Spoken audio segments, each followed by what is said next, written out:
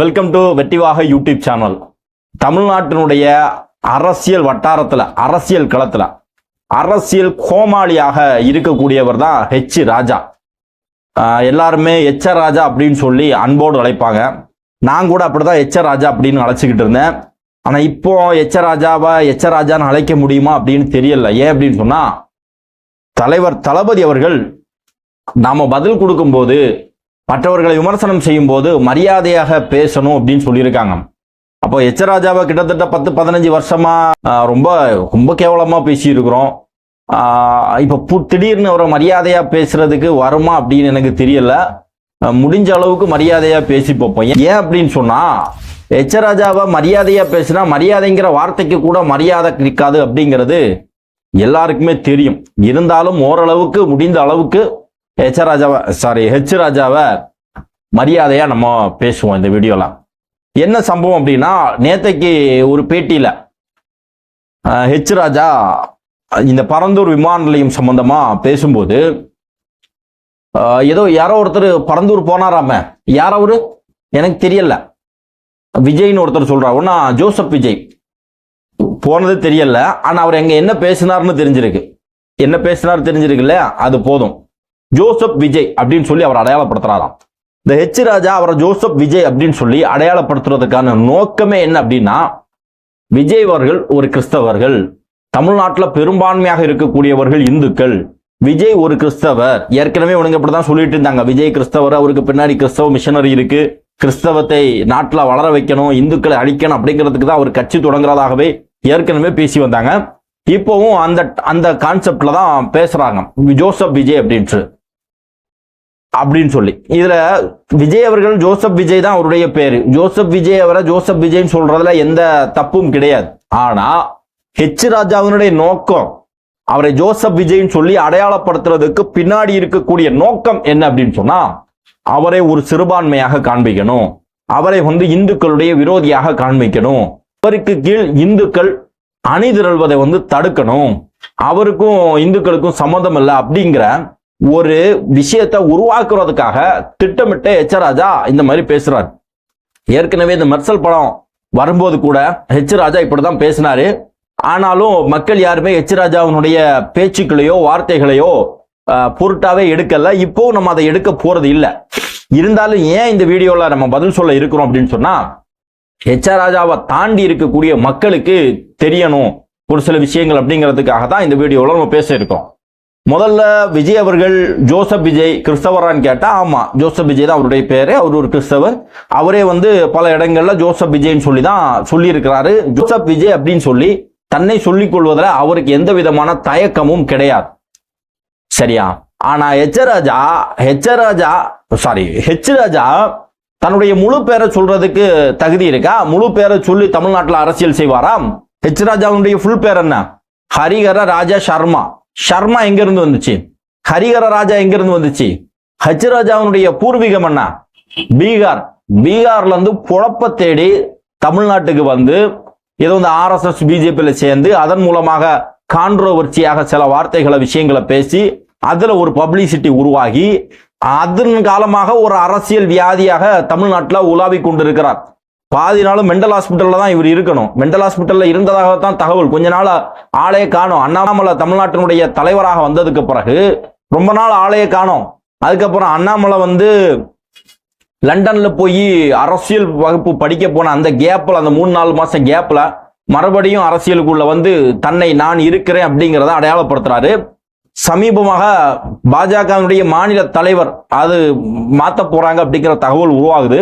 அப்ப தானும் வரணும் அப்படின்னு சொன்னா அதுக்கு ஏதாவது கான்ட்ரோவர்சியா பேசணும் அப்படிங்கிறதுக்காக எதையாவது உளறிக்கிட்டு இருக்கிறான். அப்படிதான் ஹெச் ராஜா பேசுறாரு. இப்ப ஹெச் ராஜா தளபதி அவர்களை கிறிஸ்தவர்னு சொல்றதுனால எந்த பிரச்சனையும் கிடையாது. தமிழ்நாட்டில் இருக்கக்கூடிய மக்கள், அதிலையும் குறிப்பாக தமிழக வெற்றி கழகத்தினுடைய தொண்டர்கள் ஜாதி பார்த்து, மதம் பார்த்து, இனம் பார்த்து, மொழி பார்த்து, இருப்பிடம் பார்த்து, பாலினம் பார்த்து ஒன்று சேரல.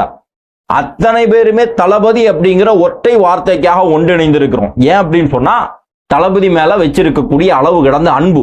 இந்த அன்பு அப்படிங்கிறது மதத்திற்கு அப்பாற்பட்டது, ஜாதிக்கு அப்பாற்பட்டது, மொழிக்கு அப்பாற்பட்டது. அத்தனைக்கும் அப்பாற்பட்டு அவர் மேல வச்சிருக்கக்கூடிய அன்பினுடைய வெளிப்பாடு தான் இன்னைக்கு தளபதி அப்படின்னா உயிராக கருதக்கூடிய லட்சக்கணக்கான தொண்டர்களையும் ரசிகர்களையும் தமிழ்நாட்டினுடைய மக்களையும் வந்து தளபதி பெற்றிருக்கிறார்.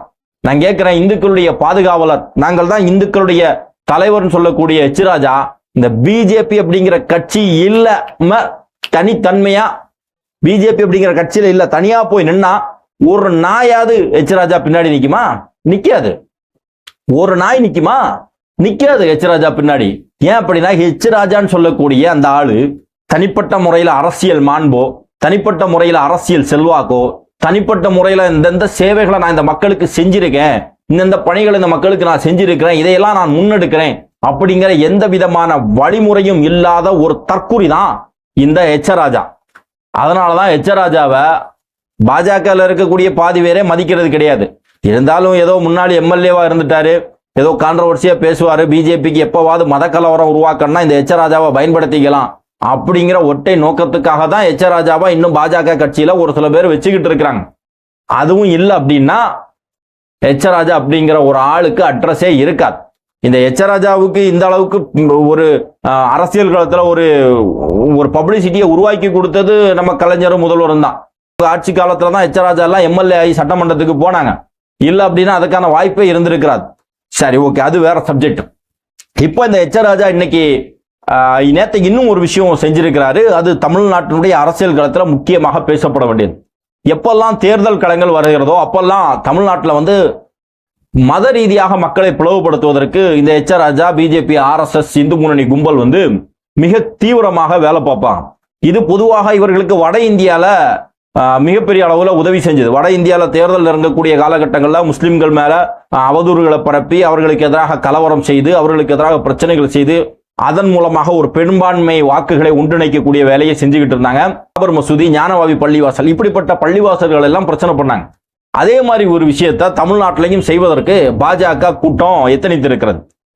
வட இந்தியாவில் இவருடைய அரசியல் எடுபடும், ஆனா தமிழ்நாட்டில் எடுபடுமானா நிச்சயமாக எடுபடாது. இவர்கள் இப்ப என்ன கையில் எடுத்திருக்காங்க அப்படின்னா, எங்கெல்லாம் ஒரு காலத்துல மத ஒற்றுமையினுடைய அடையாளமாக கோவிலும் பள்ளிவாசலும் அல்லது கோவிலும் தர்காவும் அல்லது கோவிலும் கிறிஸ்தவ ஆலயங்களும் ஒன்னாக இருந்ததோ அந்த இடத்துலலாம் இன்னைக்கு போய் புதுசாக ஒரு பிரச்சனையை கிளப்பி அந்த இடத்துல ஒரு பரபரப்பை உருவாக்கி இந்துக்களுக்கும் முஸ்லிம்களுக்கும் இடையே ஒரு பிளவை ஏற்படுத்தி அந்த பிளவின் காரணமாக ஒரு பெரும்பான்மை வாக்குகளை தனக்கு கிடைக்கும், தான் வாங்கிடலாம், அதன் மூலமாக தமிழ்நாட்டில் ஆட்சி பொறுப்புக்கு வந்துடலாம் அப்படின்னு சொல்லக்கூடிய ஒரு நப்பாசையில பாஜக செயல்பட்டு கொண்டிருக்கிறது. வட இந்தியாவிலாம் தினம் ஒவ்வொரு பள்ளிவாசல்லையும் ஒவ்வொரு கோவில்லையும் இதை வச்சுதான் அரசியல் செய்து கொண்டிருக்கிறார்கள். அதன் காரணமாக அவங்க அங்க வலுவா இருக்கிறாங்க. ஆனா தமிழ்நாடு அப்படிங்கிறது இது ஒரு பெரியார் மண், காமராஜர் ஆண்ட பூமி. இங்க வந்து மதத்தின் அடிப்படையில மக்களை பிளவுபடுத்த முடியாது. ஒரு சில கூமுட்டைகள் இருக்கிறார்கள் அரசியல் செய்வதற்கோ மாற்று மதத்தை சேர்ந்தவர்கள் மேல அவதூறு பரப்புறதுக்கும். ஆனா இங்க இருக்கக்கூடிய பெரும்பான்மையான மக்கள் மத ஒற்றுமையை தான் நாடுகிறார்கள். இப்ப இவங்க என்ன பிரச்சனையை கையில் எடுத்திருக்காங்க அப்படின்னு சொன்னா, மதுரையில் இருக்கக்கூடிய திருப்பரங்குன்றம் மலை, அந்த மலையில் இருக்கக்கூடிய முருகன் கோவில், அது முருகர் அவருடைய அறுபடை வீடுகளில் முதலாவதாக இருக்கக்கூடிய அறுபடை வீடு. அந்த கோவிலுக்கு வந்து இந்துக்கள் வந்து புனிதமாக கருதுகிறார்கள், தொடர்ந்து போய் வழிபட்டு வருகிறார்கள். அதுல எந்த விதமான மாற்று கருத்தும் கிடையாது. அதை தப்புனோ அதை தவறுனோ அதை செய்யக்கூடாதுனோ எந்த முஸ்லீமோ கிறிஸ்தவர்களோ சொல்லல. அது தொடர்ந்து நடைபெற்று வருகிறது. அதே திருப்பரங்குன்ற மலையில இன்னொரு பக்கமா சிக்கந்தர் பாதுஷா தர்கா அப்படின்னு சொல்லி ஒரு தர்கா இருக்குது. இந்த தர்கா கிட்டத்தட்ட 400-450 வருடம் பழமை வாய்ந்தது அப்படின்னு சொல்லப்படுகிறது. இஸ்லாமிய போர் வீரர் ஒருவர், அவருடைய இறப்புக்கு பிறகு அவர் அங்க சமாதியாகி அவரை வந்து அங்க தொடர்ந்து மக்கள் வழிபட்டு வந்ததா சொல்லப்படுகிறது. சரி, அவரை யாரெல்லாம் வழிபட்டு வருகிறார்கள்? முஸ்லிம்கள் மட்டும்தான் வழிபடுகிறார்களான்னு கேட்டா நிச்சயமாக கிடையாது. அந்த தர்காவில் 180% அந்த தர்காவில் போய் திரி கொளுத்தி வச்சு நேச்சர் இருந்து எல்லாருக்கும் கொடுத்து சாப்பிட்டு அங்க தொழுது வரக்கூடியவர்கள் யாருன்னு பாத்தீங்கன்னா முழுக்க முழுக்க ஹிந்துக்கள் தான். அது அந்த தர்கா மட்டும் கிடையாது, தமிழ்நாட்டில் இருக்கக்கூடிய எந்த தர்காக்கு வேணாலும், நான் பாஜக காரங்களுக்கு சவால் விடுறோம், இன்னைய தேதிக்கு தமிழ்நாட்டில் இருக்கக்கூடிய எந்த தர்காக்கு வேணாலும் இன்னைக்கு சாயங்காலம் போ, அந்த தர்காவில் அதிகமாக இருக்கக்கூடியவர்கள் முஸ்லீம்களா இந்துக்களான்னு பாருங்க. ஹிந்துக்கள் தான் அதிகமாக இருக்கிறார்கள். தர்கா வழிபாட்டு மேல முஸ்லிம்களுக்கே ஒரு மிகப்பெரிய அளவுல மாற்று கருத்து இருக்கு. இப்ப நான் என்ன எடுத்துக்கொள்ளுங்கள், எனக்கு அந்த தர்கா வழிபாட்டுல நம்பிக்கை கிடையாது. தர்கால போய் தொழுறதோ தர்கால போய் இறைஞ்சுவதோ வந்து தவறு அப்படிங்கிற சித்தாந்தத்தை கொண்டவன் நான். இருந்தாலும் இருந்தாலும் அது பெரும்பான்மை மக்களுடைய நம்பிக்கை சார்ந்ததாக இருக்கிறது. பல பேர் பல ஆண்டு காலமாக அதை தொழுது வருகிறார்கள், அங்கு போய் வருகிறார்கள். அப்போ அவர்களுக்கான வழிபாட்டு உரிமையை மறுக்கக்கூடாது அப்படிங்கிறதா அந்த நாட்டினுடைய அரசியலமைப்பு சட்டத்தினுடைய உயர்ந்த கொள்கையாக இருக்கிறது. அப்படி இருக்கக்கூடிய பட்சத்துல 450 வருஷமாக மக்கள் வந்து அங்கே கந்தூரி கொண்டாடி இருக்கிறார்கள். ஆடு கோழி இவற்றை அறுத்து நேர்ச்சை வச்சு அனைத்து தரப்பு மக்களுக்கும் கொடுத்து சமபந்தி விருந்து வச்சு எல்லாரோடும் ஒற்றுமையாக இருந்த ஒரு தர்கா, ஒற்றுமையினுடைய அடையாளம், தமிழ்நாட்டினுடைய அடையாளமாக அது இருந்திருக்கிறது. இது நாள் வரையிலும் இருந்திருக்கிறது. யாருக்குமே பிரச்சனை இல்லை. இப்போவும் அந்த கோவில் நிர்வாகத்துக்கு பிரச்சனை கிடையாது, அந்த ஊர்ல இருக்கக்கூடிய இந்துக்களுக்கு பிரச்சனை கிடையாது. அவர்களுக்கு இருக்கக்கூடிய இப்பவும் பாத்தீங்கன்னா அந்த இந்துக்கள் வந்து தொடர்ந்து அந்த சிக்கந்தர் பாதுஷா பள்ளிவாசலுக்கு போயிட்டு தான் இருக்கிறாங்க, தர்காவுக்கு போயிட்டு தான் இருக்கிறாங்க. ஆனா இந்து முன்னணி புதுசா வந்து ஒரு பிரச்சனையை கிளப்பி அங்க ஆடு மாடு பலியிடக்கூடாது, இது மலை, முருகருக்கு சொந்தமான மலை, இங்க வந்து சைவம் சாப்பிடக்கூடியவங்க மட்டும்தான் இருக்கணும், அவங்க தான் போகணும், இது கோவிலுக்கு தீட்டாய் போச்சு அப்படின்னு சொல்லி புதுசா ஒரு பிரச்சனையை கிளப்பி அதன் மூலமாக அரசியல் ஆதாயம் தேடுகிறார்கள். இந்த விஷயத்துல முழுக்க முழுக்க நம்ம யாரை குற்றம் சொல்லுவோம் அப்படின்னா தமிழ்நாட்டு அரசாங்கத்தை தான் குற்றம் சொல்லுவோம். ஏன் அப்படின்னா தொடர்ந்து அந்த சிக்கந்தர் பாஷா தர்காவில் வந்து அனைத்து தரப்பு மக்களும் போய் வழிபட்டு வந்திருக்கிறாங்க. திடீர்னு ஒரு கூட்டம் போய் இங்க ஆடு கோழி பலியிடக்கூடாது, இங்க அசைவ உணவு சமைக்க கூடாதுன்னு சொன்ன உடனே அந்த வட்டாட்சியர்லாம் தடை விதிச்சதுதான் முதல்ல தப்பு. நீ உண்மையிலே என்ன செஞ்சிருக்கணும், தொடர்ந்து இந்த பகுதியில இப்படிதான் நடந்து வருகிறது, அதை புதுசா எல்லாம் தடுக்க முடியாது, நீ ஒரு மனு கொடுக்குதியா, அதை நாங்க விசாரிச்சுட்டு வேணா முடிவு சொல்லியிருக்கலாம்.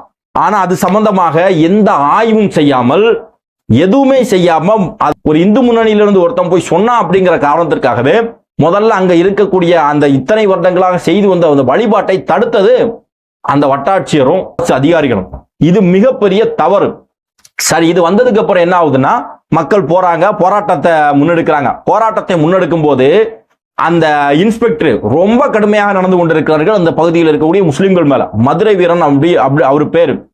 அவரு அந்த அளவுக்கு ஒரு நேர்மையான அதிகாரி போல அந்த அளவுக்கு தில்லான அதிகாரி நம்ம நினைச்சா, நேத்தைக்கு இந்த அச்சராஜா கும்பல் அதே திருப்பரங்குன்ற மலையில போய் மிகப்பெரிய பிரச்சனை பண்ணியிருக்கிறாங்க. செய்தியாளர்கள் தாக்கப்பட்டிருக்கிறார்கள். செய்தியாளர்களை அடிப்பதற்கு இந்த நாக்க துருட்டிக்கிட்டு பாஞ்சிருக்கிறாங்க. அப்போ இந்த மதுரை வீரன் அதெல்லாம் பார்த்துக்கிட்டு கண்டு காணாம இருந்திருக்கிறார். அப்ப இவர் ஒருதலை பட்சமாக நடந்து கொள்கிறார் என்பதற்கு இதுவே ஒரு சிறந்த உதாரணமாக இருக்கிறது. இஸ்லாமிய அமைப்பை சேர்ந்தவர்கள் ராமநாதபுரம் தொகுதி எம்பியும் தமிழ்நாடு வக்ஃபு போர்டினுடைய தலைவராக இருக்கக்கூடிய நவாஸ்கனி, மணப்பாறை தொகுதி எம்எல்ஏவும் மனிதநேய மக்கள் கட்சியினுடைய பொதுச் செயலாளராக இருக்கக்கூடிய அப்துல் சமத் அவர்கள், இவங்க எல்லாம் 2 நாளைக்கு முன்னாடி அந்த பள்ளிவாசல் அந்த தர்காவில் போய் ஆய்வு நடத்தியிருக்காங்க. இப்போ அந்த அரசு அதிகாரிகள் என்ன சொல்றாங்கன்னா, இந்த பகுதியில சாப்பாடு கொண்டு வர்றதுக்கு, அதாவது கீழே சமைச்சு மேல கொண்டு வந்து சாப்பிடுறதுக்கு எந்த தடையும் கிடையாது, சாப்பிடலாம். ஆனா இங்கே வந்து ஆடையோ கோழியோ பலியிடுவது வந்து கூடாது அப்படின்னு சொல்றோம். அதுவும் தற்காலிகமாகத்தான், அது சம்பந்தமாக ஆய்வு முடிஞ்சதுக்கு அப்புறம் நாங்க அதை அனுமதிப்போம் அப்படின்னு சொல்லியிருக்கிறாங்க. அதே மாதிரி இங்க ஆடு கோழி இதற்கு முன்பாக பலியிட்டதற்கான ஆதாரங்களையும் கேட்டிருக்கிறாங்க. அந்த இஸ்லாமிய அமைப்புகள் அந்த மாவட்ட ஆட்சித் தலைவருக்கு ஆடு கோழிகள் பலியிட்டு கொடுத்ததற்கான ஆதாரம், அங்கு அவர்கள் சமைப்பதற்காக அந்த ஆடு கோழி பலியிடுவதற்காக இடம் இருக்குது, அதை சமைப்பதற்காக இடம் இருக்கிறது, அதையெல்லாம் ஆதாரமாக கொடுத்திருக்கிறாங்க. இங்க முஸ்லிம்களுக்கு ஆதரவாக வந்துரும் அப்படிங்கிறதுக்காக அந்த இடத்துல எச்சராஜா கும்பல் போய் மீண்டும் ஒரு பிரச்சனையை பண்ணியிருக்கிறாங்க. அதே மாதிரி என்னன்னா, நவாஸ்கனி எம்பி பதவி நீக்கணும், அவர் இறையாண்மைக்கு எதிராக செயல்பட்டு விட்டார் அப்படி இப்படின்லாம் சொல்லிட்டு இருக்கோம். பிஜேபி எம்பி கலவரம் செய்யறான், முஸ்லிம்களை கொல்லுவேன் அப்படின்னு சொல்லி வெளிப்படையா பேசுறான். அவன்லாம் அந்த நாட்டினுடைய இறையாண்மையா சிதைத்ததாக கிடையாது. இவர் போய் அந்த இடத்துல ஆய்வு நடத்தினது இறையாண்மைக்கு எதிராக செயல்பட்டதாக சங்கிகள் சொல்லுது. அது எப்படி அதை அவங்க பார்த்துப்பாங்க. இருந்தாலும் இந்த விஷயம் சம்பந்தமாக மக்களாகிய நாம என்ன முடிவெடுக்கணும் அப்படிங்கிறதா நம்ம கையில் இருக்கக்கூடிய மிகப்பெரிய கேள்வி. ஏன் அப்படின்னா, தமிழ்நாடு வந்து மத நல்லிணக்கத்திற்கு ஒரு அடையாள சான்றாக இருக்கக்கூடிய ஒரு நாடு. இங்க வந்து இந்து முஸ்லிம் கிறிஸ்தவர்கள் சொல்லி எந்த விதமான பாகுபாடும் இல்லாமல் அனைவரும் ஒன்றாக இருக்கக்கூடிய ஒரு நாடு. உதாரணமாக ஒரு விஷயத்த சொல்றேன். ஒரு மாதத்திற்கு முன்பாக என்னுடைய மனைவிக்கு ஒரு சின்ன ஒரு அறுவை சிகிச்சை கோவில் ஆசாரிப்புள்ள மருத்துவமனையில் நடைபெற்றது. அப்போ என் பக்கத்துல பெட்ல ஒரு பாட்டியம்மா அவங்க வந்து அட்மிட் ஆனாங்க. இருந்தேன்னா தூத்துக்குடி மாவட்டம் ஆத்தங்கர பள்ளிவாசல்னு ஒரு பள்ளிவாசல் இருக்கு, ஒரு தர்கா இருக்கு. அங்க இருந்து அந்த ஏரியால இருந்து வந்து அட்மிட் ஆனவங்க. ஸோ அவங்க வந்து அங்க ஏதோ இருக்கக்கூடிய லோக்கல் ஹாஸ்பிட்டல்ல போயிருக்காங்க வயிறு வலின்னு. அங்க போனப்போ ஏதோ பயமுறுத்தி இருக்கிறாங்க. அப்ப அதனால பயந்து நம்ம கவர்மெண்ட் ஹாஸ்பிட்டலுக்கு வந்துடணும் அப்படின்னு சொல்லி அவங்க ஆசாரிப்பெல்லாம் வந்திருக்காங்க. இங்க வந்தப்போ டாக்டர்ஸ் எல்லாம் செக் பண்ணி பார்த்துட்டு பெருசா ஒன்றும் பிரச்சனை இல்லை அப்படின்ட்டான். பக்கத்து பெட்டானதுனால நம்ம நல்லா பழக்கமா இருந்துச்சு. அப்போ அந்த பாட்டி வந்து எங்ககிட்ட ஒரு விஷயம் சொல்றாங்க, எங்களுக்கு ஆத்தங்கர பள்ளிவாசல், நாங்க அங்கதான் இருப்போம், இதே மாதிரி சின்ன பிரச்சனை எல்லாம் வந்துச்சுட்டா நாங்க நேரா ஆத்தங்கர பள்ளிவாசலுக்கு தான் போவோம், வருஷம் அங்க ஆடு வந்து நாங்க கொடுப்போம், நீங்களும் வாங்க ஆத்தங்கர பள்ளிக்கு வாங்க, ஏன்னா மனைவி உடம்பு சரியில்லாம இருக்காங்க இல்லையா, நீங்களும் வாங்க ஆத்தங்கர பள்ளிக்கு வந்துட்டீங்கன்னா ஆத்தங்கர தாய் எல்லாத்தையுமே தீர்த்து வச்சிருவா, அங்க வாங்க அப்படின்னு சொல்லிட்டு ரொம்ப அருமையா பேசுறாங்க. இப்ப எங்களுக்கு பர்சனலா இந்த மாதிரி தர்கா வழிபாட்டு மேல நம்பிக்கை கிடையாது. ஆனாலும் அவங்க அதை நம்புறாங்க அப்படிங்கிறதுனால அதை நம்ம எந்த விதமான மறுப்பும் சொல்லல. நாம சொன்னோம் நாங்க வருவோம், ஆத்தங்கர தாயை பார்க்க வரமோ இல்லையோ, பாட்டி உங்களை நாங்க கண்டிப்பா பார்க்க வருவோம் அப்படின்னு சொன்னோம். அந்த பாட்டியும் தாத்தாவும் போகும்போது அந்த தாத்தா என்ன பண்றாருன்னா ஒரு 100 ரூபாய் எடுத்து, அவங்களே ஒரு மெடிக்கல் ட்ரீட்மெண்ட்டுக்காக வந்திருக்காங்க, ஒரு 100 ரூபாயை எடுத்து என் கையில கொடுக்குறாங்க. நான் உன்னை என்ன அப்படின்னு சொல்லி கேட்கும்போது, இல்ல இதை வச்சுக்க, நான் ராசி, இது என்கிட்ட யார் காசு வாங்கினாலும் அவங்க நல்லா இருப்பாங்க, நீ இதை வச்சுக்க அப்படின்னு சொல்லி என்கிட்ட ப்ரெஷர் போடுறாரு. அப்ப அவருடைய நம்பிக்கை, ஒருத்தர் நாம காசு கொடுத்தா அவங்களுக்கு செல்வ செழிப்பு வரும் அப்படிங்கிறது. அப்ப அந்த நம்பிக்கையை நான் தகர்க்க விரும்பல. ஆனா எனக்கு அதுல நம்பிக்கை கிடையாது. ஒருத்தர் ஒரு தனி நபரோ அல்லது ஒரு பொருளோ அல்லது ஒரு நேரமோ அல்லது ஒரு கிழமையோ ராசியானது அப்படின்னு சொல்லக்கூடிய நம்பிக்கை எனக்கு கிடையாது. இருந்தாலும் அவருடைய நம்பிக்கை செஞ்சிடக்கூடாது அப்படிங்கிறதுக்காக அந்த காசை வாங்கிட்டு, தாத்தா இதை நான் ஒரு பேரை உங்களுக்கு தாரேன் அப்படின்னு சொல்லிட்டு அதை விட கூடுதலாக ஒரு அமௌண்ட்டை தான் அவங்க கையில கொடுத்து, இது நீங்க எனக்காக வாங்கிக்கணும் அப்படின்னு சொல்லிட்டு அவர் பாக்கெட்ல வச்சுட்டேன். இப்போ என்ன விஷயம் அப்படின்னா, இதுதான் தமிழ்நாடு. இங்க அவரு என்ன ஒரு முஸ்லீமாகவோ அந்நியனாகவோ பார்க்கல, நான் அவரை ஒரு ஹிந்துவாகவோ அந்நியராகவோ பார்க்கல. இது ஒரு முஸ்லீமான எனக்கு ஒரு முஸ்லீம் வழிபாட்டு தலை இங்க இருக்குது, இங்க வாங்க, இங்க உங்களுடைய பிரச்சனை சரியாகும் அப்படின்னு சொல்லி அவரு சொல்றாரு. அவர் ஒரு ஹிந்து கோயிலுக்கு என்ன அழைக்கல, ஒரு கிறிஸ்தவ கோயிலுக்கு என்ன அழைக்கல, அந்த கோவிலுக்கு போங்க அந்த சாமியாருக்கு போங்க அப்படின்லாம் சொல்லல. மாறாக என்ன, ஆத்தங்கர பள்ளிவாசலுக்கு வாங்க, பிரச்சனை எல்லாம் சால்வ் ஆகும் அப்படின்னு சொல்றாரு. அப்போ இதுதான் தமிழ்நாட்டினுடைய நிலை. இது தமிழ்நாட்டுல எல்லா இடத்துலையும் பரவலாக இருக்கிறது. எந்த தர்காவுக்கு வேணாலும் போங்க, அங்க அதிகமாக முஸ்லிம்களை விட இந்துக்கள் அதிகமாக இருக்கிறார்கள். இன்னைக்கு இருக்கக்கூடிய காலகட்டத்தில் முஸ்லிம்கள்ல பெரும்பான்மையினர் இந்த தர்கா வழிபாட்டு முறையில இருந்து வெளிவந்துட்டாங்க. அப்படி இருந்தும் இன்னைக்கு அந்த தர்கா வழிபாட்டு முறைகள் இருக்கு அப்படின்னு சொன்னா அதற்கு முழு காரணமே வந்து இந்துக்கள் தான். அந்த அளவுக்கு இந்துக்கள் அதை நம்புறாங்க. ஏன் அப்படின்னு சொன்னா, இந்துக்கள்ல பெரும்பான்மையானவர் அந்த குடும்ப வழிபாட்டு முறை, தன்னுடைய குடும்ப கோவில், தனக்கு முன்ன வாழ்ந்தவங்க, அவங்களுக்கு தெய்வ சக்தி இருக்கு அப்படின்னு நம்பக்கூடியவர்கள். அதே மாதிரி அவர்கள் இதையும் நம்புறாங்க. இந்த சிக்கந்தர் பாதுஷா பள்ளிவாசல்லையும் அதான் நிலைமை. அங்க முஸ்லிம்களை விடவும் இந்துக்கள் தான் அதிகமான பேர்கள் போய் வந்து வழிபாடு செய்யறாங்க. சமீபமாக கோபி சுதாகர் கூட, இது இந்த பள்ளி கோவில் மட்டுமானா இல்ல, இன்னும் நிறைய இடங்கள்ல இதே மாதிரி பள்ளிவாசலும் கோவிலும் ஒன்னாகவே இருந்திருக்கிறது. இது ஒன்னாக இருக்கிறது வந்து முஸ்லிம்கள் மற்றும் இந்துக்களுடைய ஒற்றுமையினுடைய அடையாளமாக இருக்கிறது. சமீபமாக கோபி சுதாகர் பரிதாபங்கள் வீடியோ போடுவாங்க இல்லையா, அவங்க கூட இதே மாதிரி ஒரு கோவிலும் ஒரு பள்ளிவாசலும் ஒரே இடத்துல இருக்கிறத ஒரு வீடியோ போட்டிருந்ததா நான் பார்த்திருக்கிறேன்.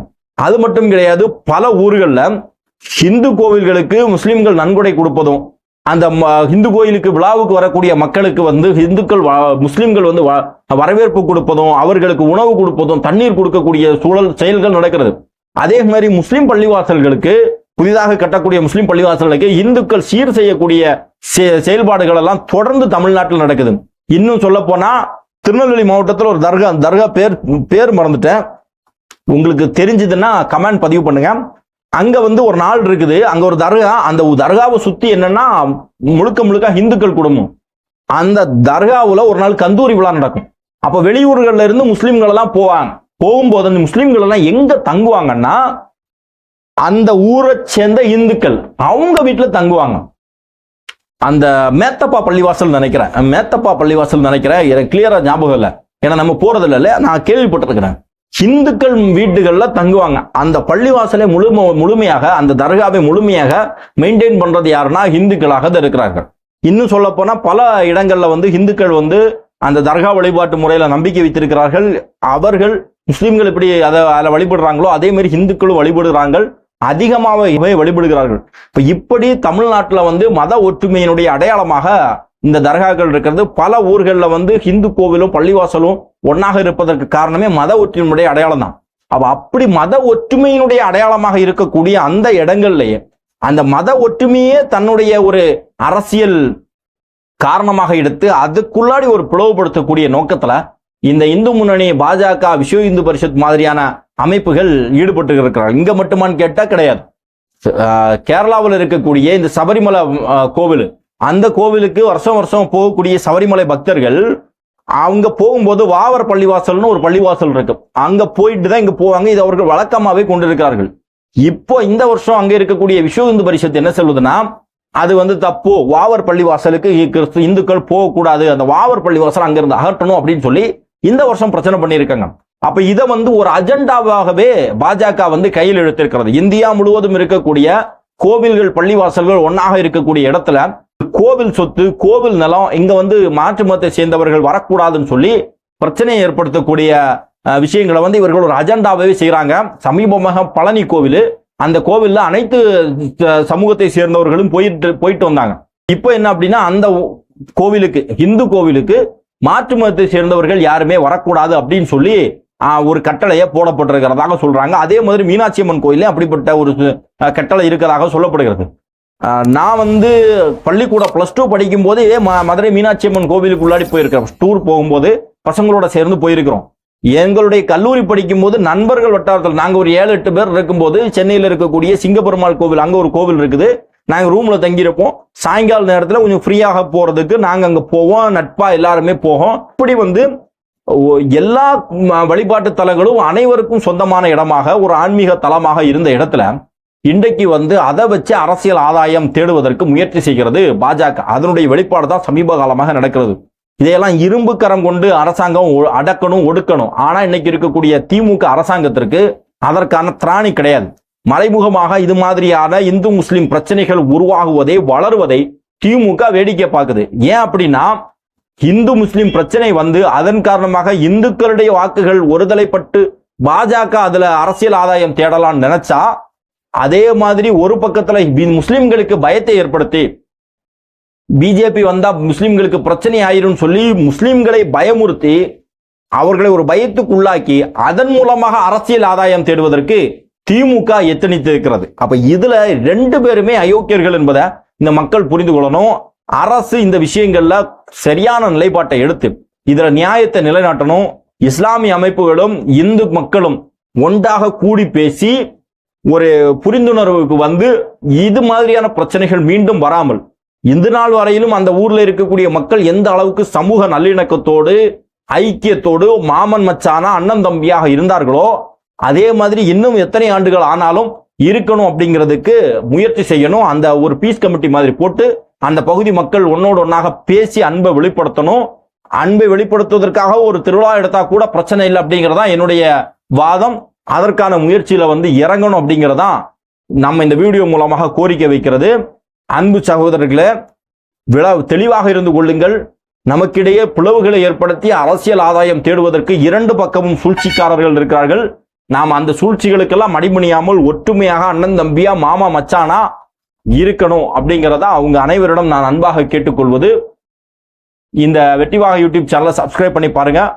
இந்த வீடியோ சம்பந்தமாக உங்களுடைய மேலான கருத்துக்களை பதிவு செய்யுங்கள். நன்றி.